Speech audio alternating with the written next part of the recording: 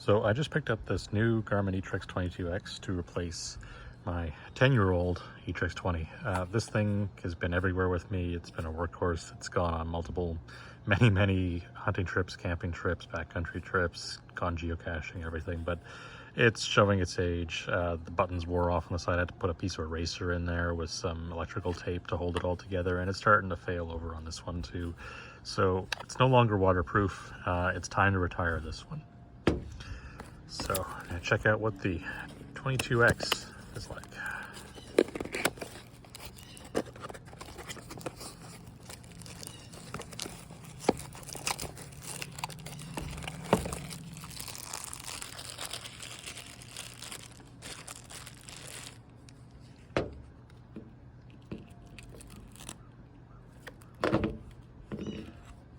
Well, it's exactly in every which way just like the old eTrex 20, which is good. It's familiar, should work the same. I hope they improve the durability of these buttons, and then I'm not same way 10 years from now. But let's turn this on,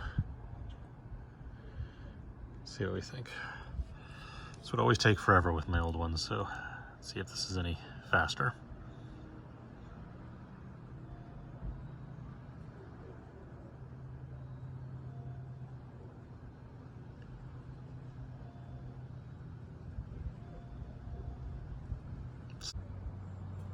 Turn on the backlight, see if that helps, and see if we can compare these.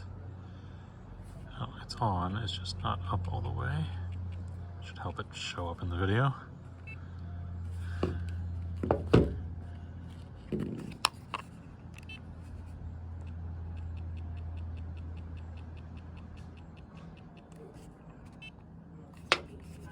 So the screen is much higher resolution, and I don't know how easy it is to see it.